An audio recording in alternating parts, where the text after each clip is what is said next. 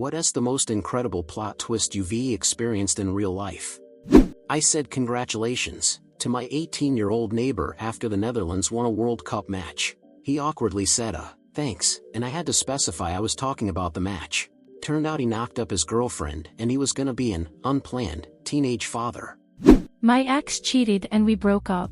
My boss and his wife got divorced before we met. He hired me, we clicked, started dating under the radar, and I moved in when my internship ended. Found out about a year in that my cheating ex had met and moved in with his ex-wife. And he knew I was dating her ex-husband, and had full-on conversations with her about how dirty he treated me when we were together. She called her ex to let him know about possible baggage I might have.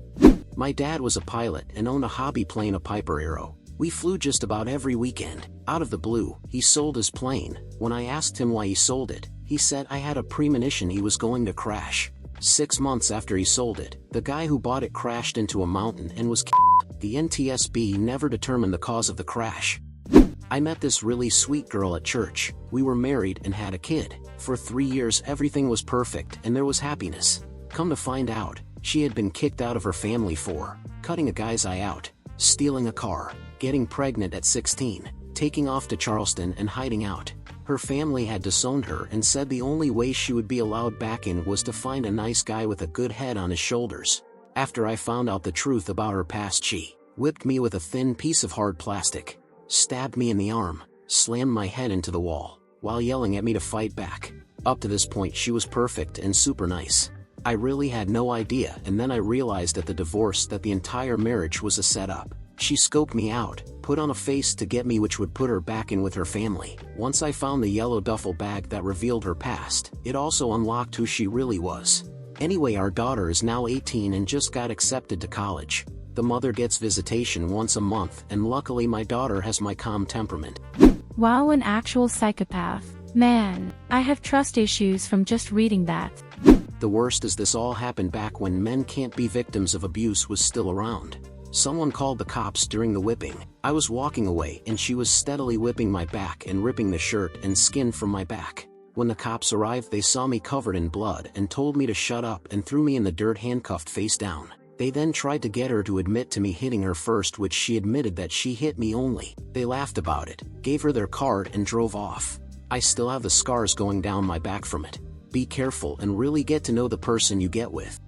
After my last divorce, I really struggled. I couldn't get my head into work, felt very depressed and alone. At the same time, I was struggling financially because I just lost my pep and wasn't my usual self in securing new clients.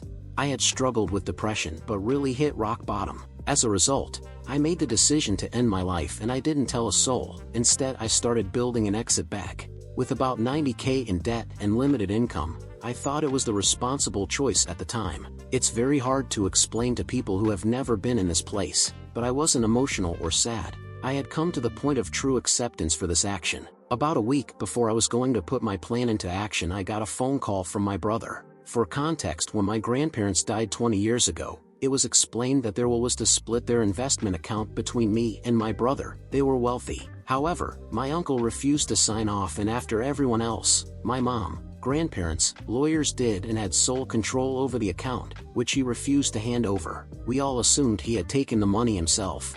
Well, he had taken about $100K, and the interest accrued on it, but about $750K CDN was still there. He transferred the amount evenly between my brother and I just before I had planned to off myself. I paid off my debt, traveled a little, and most importantly took some time off to heal and get therapy. I'm no longer in the mental place I was and am finally starting to look forward to the next chapter of my life rather than ending it. It was probably the only time in my life where I felt someone was watching over me and didn't want me to die. It changed my perspective and views a lot. Counting Crows wrote a song for this desert life called Mrs. Potter's Lullaby. It was a song inspired by Adam Duritz seeing Monica Potter in movies and imagining meeting her and what she might be like, and both the comfort and the emptiness that comes from creating someone in your mind to fall in love with. The day the band was going to record the song, he ran into Monica Potter at an industry event. He told her about the song, and she wanted to join them in the studio to hear it, so he invited her. Later, overproduction of the song led to Duritz deciding to cut it from the album. He met up with Potter and told her that the song was terrible now, and she said, "No, it's not, I listen to it every day." because Durit's producer had given her an alternate of the song, and she kept it. Duritz excitedly took the tape, and put that version on the album with no changes. Duritz wrote a song about Monica Potter that would never have made it out of the studio if he hadn't met Monica Potter the day he recorded it. Wild. I was dating this really low-key broke dude. Like he didn't have a frame for his mattress and he had no furniture. He had milk crates. His clothes are all torn up. But he was the funniest, most interesting person I'd ever met. We had so much in common. And I don't give a shit about money because I was raised poor. So one day I am in an altercation with my young son who has Asperger's, and he kicked me really hard in the face in the middle of a tantrum and knocked out 4 of my teeth. I go to the dentist emergency room place, and they have to pull out broken teeth and give me implants. After insurance, it's in the 5 digits. My boyfriend of 6 months, who has duct tape holding the bottom of his Converse on, pulls out a black American Express card. And I just was like, there's got to be a story here. Turns out the dude is utterly loaded, but just doesn't like to tell people. We've been married for a lot of years now. We live an incredibly thrifty life, and I keep his secret. May I ask, why did he decide to live on the lower end of poor, i.e. the duct tape on shoes, no bed frame, instead of as if he had an average salary? How do you both live now? Sorry if asking too much. I'm rather curious about this one. I'm glad you're both happy nonetheless. X. He comes from a long line of generational wealth. After he got his law degree, he decided that he would rather be a social worker and work with low-income individuals. We live modestly but comfortably. We have one of those kind of insane old houses that is beautiful and historic but requires day-to-day maintenance because of demonically possessed plumbing and things that just randomly disintegrate as you're walking around. I like to imagine us as Morticia and Gomez Addams sometimes. He still insists on making bread from scratch, which is both annoying and awesome, and it fits into my regular lifestyle that I grew up with really well. He's gotten very into gardening with me. We grow a lot of our own food. We both work in social services, and our lives remain very simple. I spend time with my in-laws frequently, and I will tell you that having to dress up and go to a country club and valet park is exhausting. I can see why he made the choices he made. I found out a year ago that I have an older half-sister. My dad had a daughter that he never knew about. In January, my wife and I flew down to Fort Lauderdale and we met in person for the first time. My sister and her kids are awesome people that I am lucky to call family. I got married when I was 21 to my high school sweetheart. The first year of marriage was great, probably top 5 times of my life. After a year, though, things went downhill real fast. It was almost like everything I did wasn't good enough. One night after making love, she mentioned to me that she had been off birth control for 3 months and that she thought having a child would help our marriage. Well, 1 week later I found texts from another guy on her phone with nudes and sexts and recounting their affair. Sucked, but I dodged a crazy bullet. About 11 years ago, I was utterly broken by a lifestyle that was slowly killing me. I had tried absolutely everything to get out of it on my own, but my will alone was not strong enough. So one night, I cried and I broke down and prayed, which I never do. I asked whoever was up there to give me a, no matter what, reason to stop what I was doing, one that would leave me with absolutely no other option. 2 weeks later, I found out I was pregnant with a baby that doctors said I would never be able to have. My son was my, no matter what. I flushed the remainder of my poor choices and haven't looked back since. And haven't really asked for anything since then either. Whoa now, May 3rd, 2013. Probably the Harry Street story, about a guy who falsely claimed the neighbor's kids were insulting him behind his back and being too loud when playing outside in the garden, which told the neighbors he was full of shit because the kids never played outside out of fear of the man. Then they heard him whispering under his breath about wanting to do harm to the kids for the insults.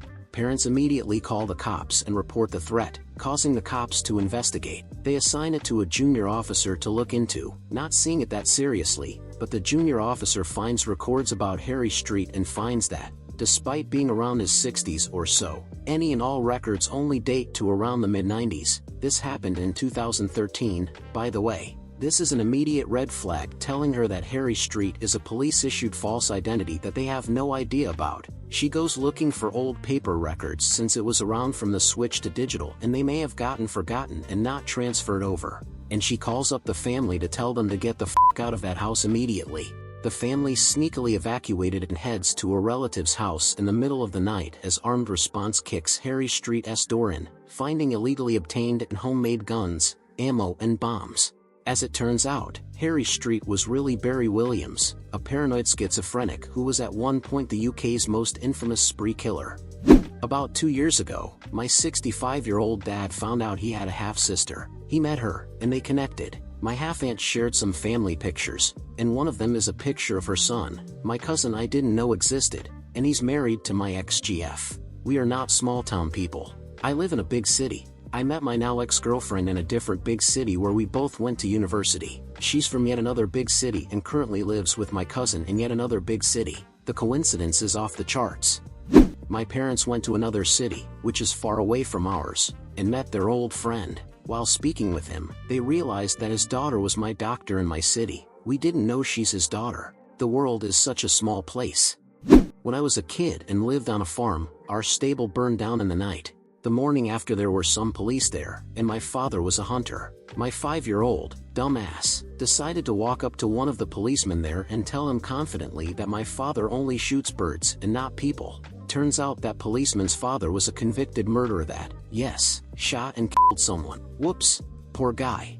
My friend started dating a guy and things were moving very fast. He moved in with her and another roommate after just a month of dating. They even traveled across the world together a few months later. She broke up with him when she found out he was married to someone for green card reasons and getting paid for it.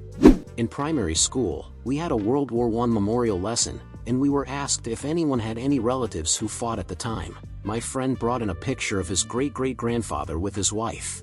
A girl also brought in a picture of her great-great-grandfather with his wife. The teacher said they looked similar. She put them side by side and looked shocked. We gathered around, and it was the same man who had kept his 2 wives a secret. Both had been married privately. They were cousins and didn't know. A guy I knew from playing poker had a drinking problem. He'd had several altercations with some guy. He's been to court multiple times for getting physical. So he gets physical this particular time. When the cops showed up, he was literally strangling the other guy. From what I've been told, that court case went from the judge saying, "I swear to God if you are in here one more time you're both going to jail," and lo and behold it happens one more time. So they both pack up and bail to another state. I in the same car together. And well, friends, that was all for today's video. If you enjoyed it, let me know with a thumbs up so that YouTube can share these stories with more people. Remember to hit the bell icon to be the first to know when we upload a new video. See you next time.